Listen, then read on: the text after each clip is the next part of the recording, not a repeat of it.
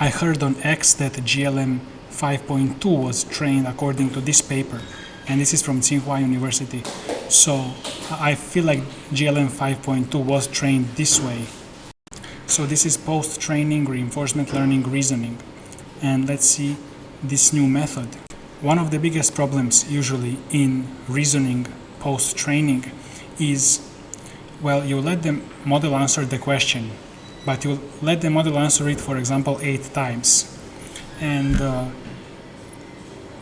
as different instances of model finish generating the answer, they all need to wait for the one that takes longest. So they all sit down doing nothing, idle, waiting for the one that takes longest. So all 8 of them can be fed into the training pipeline. So in this paper, they will feed the single rollout, single answer immediately into the model. They will not wait for 8 of them, 16 of them, etc. to generate. So it switches to an asynchronous timeline where each rollout is fed into training the absolute second it finishes. No waiting, no idle GPUs.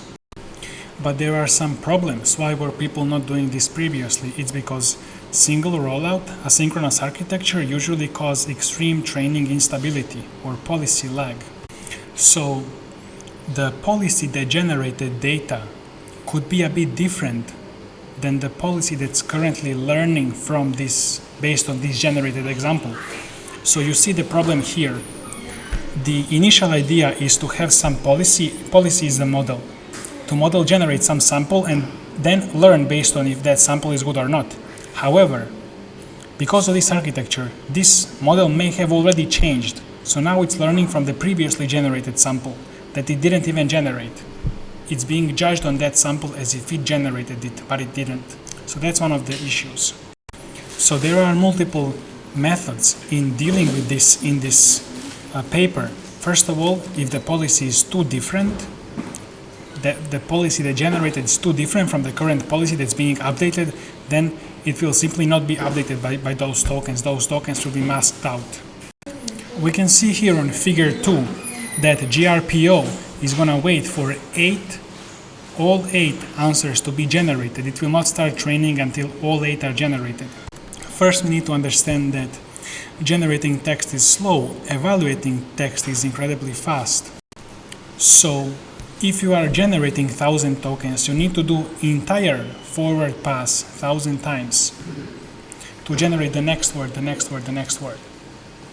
And but if you are evaluating 1,000 tokens, you don't need to generate next by next. You can take all of them and evaluate at once their likelihood. So the idea is that we always keep the GPUs generating text because this is the bottleneck. We don't want to stop this. This is the slowest part anyways. And later, when we use this example, it's very easy, even if the model has changed, it's very easy to calculate how likely this model is to generate each of these tokens themselves. So then we will get likelihood as if this new model generated these tokens just by calculating how likely it was to generate them. So we can just check later. So generations are actually slow. We want to keep them always going. And later we can check the likelihood. So we want to see how much the current model is more or less likely to generate these exact same tokens, because these tokens were generated by previous model before the change. So you divide the current policy's probability by the rollouts probability, the old model probability, to see how much or more likely it is to generate these tokens. But we are going to use logarithms because computers struggle with multiplying and dividing by tiny decimals, which can cause rounding errors. So we can replace that division with this subtraction, which is actually same as division. If you divide these are the log rules. It's just how logarithms work in math, some rules. You can replace division with subtraction. You can read more about this. So if the result ratio is 1, both rollout engines are equally likely to generate this response, this rollout. If it's greater than 1, then the new current policy is more likely to generate it, which means that maybe the new current policy already improved, and if the answer is correct, then it would be more likely to generate this answer. Or it can be less likely to generate. We learned so much of this in school, check below the video. But we don't want this ratio to be too different from 1. So we want to clip it between 0.8 and 1.2, because it can happen that for whatever random reason, this can blow up to a huge number due to some math, formula, setup, whatever. And it can blow to a huge number not just because it's actually it should learn that way. It's just because of some like how math works, some numbers, hardware, whatever. So we want to clip this update, set boundary, how much each step we can update the model, so we don't accidentally push it into some random direction.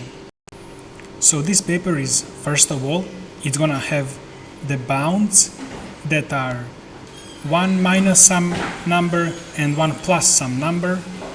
So between these bounds, for example, 0.7 and 6.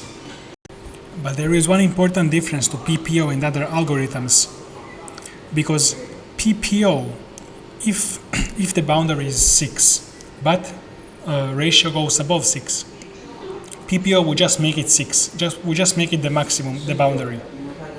But here, if it goes outside of boundaries, it will make it 0, it will not apply this rollout at all. So this will help stabilize the training. So that's it for this video, and see you in the next one. Check out the school.